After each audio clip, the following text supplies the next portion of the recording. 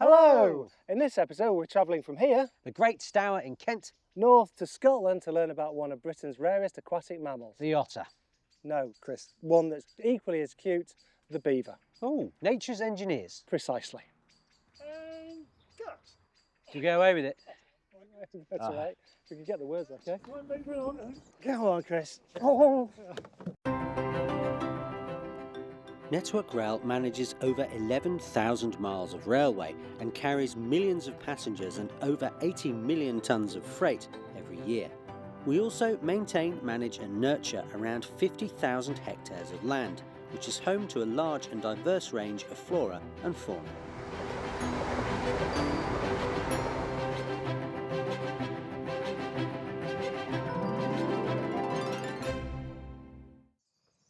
We've come to the banks of the Great Stour River in Kent, where, believe it or not, 400 years after they were hunted to extinction, beavers are enjoying something of a renaissance. Now the thing with beavers is, although they're a native creature and also incredibly popular with the public, also a little bit of a Marmite creature. What, you mean you spread them on toast? No, it's a love it or hate it thing. Some people like them, some people don't. Oh. Well, at Network Rail, because we're a landowner, we can't love or hate any creature. We just have to learn to live with them. And that's particularly important here on the Stour. Well, as you'd have seen, the rails literally sit on the bank of the river, which means we need to keep a beady eye on our aquatic friends. Now we came to East Kent to talk to land managers and conservationists to see how they work in harmony with the beaver and learn from their engineering skills. And it's fair to say that it's quite a love relationship here in Kent. But later on in this film, when we go to Scotland, you'll see a slightly different side. Yeah, we've just got to get that balance right. And that's why I came here to talk to Ben Morris of the Beaver Trust to see how he's working with the beavers. Ben, what impact are beavers having on the local environment around here? So in East Kent, there were some surveys conducted a couple of years ago, commissioned by Natural England, that found we've actually got the largest population in England currently, which was quite a surprise to everyone involved and to lots of other people, because of the lay of the land and the landscape, the beavers aren't doing the things that beavers sort of should be doing in terms of building dams and creating these wonderful habitats. But they're very much living alongside us, and they seem to be a lot more adaptable than maybe some people give them credit for. But some of the effects that they will be having here is they are still burrowing and creating canals, so they are still affecting some wetland habitats. They're very active on the trees, so they'll fell trees, which usually coppices them. They do leave feeding piles, so sorts of piles of wood that's been stripped of the bark, similar to water voles. If you're doing a water vole survey, you'll find a bit bigger, yeah. So there's lots of sorts of smaller signs, and also things like lodges and dams as well. So they're more larger, impressive structures. And most importantly, now we know what to look for. Are we going to see any beavers today? So the water levels are really quite high at the moment because of the weather we've had. So unfortunately, I don't think we'll be seeing any today.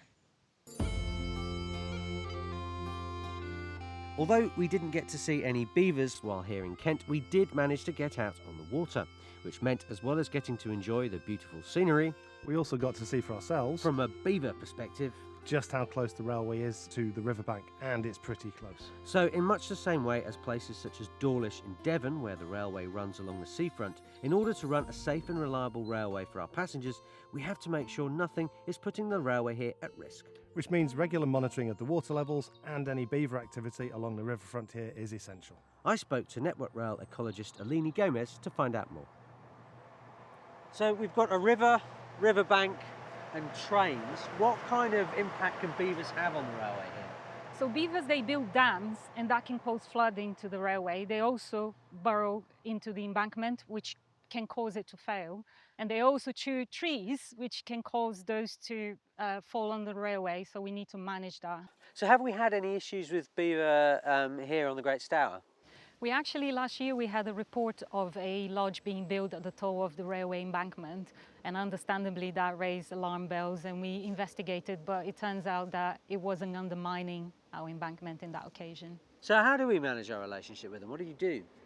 So we're working in collaboration with a number of stakeholders to understand where the beaver populations are distributed across the region, and also to have access to modelling that tells us where they're going to move on next.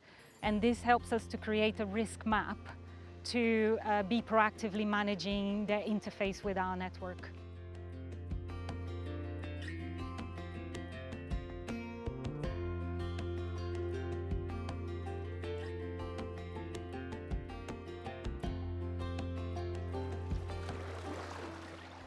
Well, our time here in Kent has come to an end, where we've really enjoyed seeing how it's possible to live alongside beavers. And now we're off to Scotland, where that balance is just a little bit more complicated. Are you sure about paddling? It's quite a way. Fine. It's just down here, turn left at the bottom. I'm not as fit as you, Brad.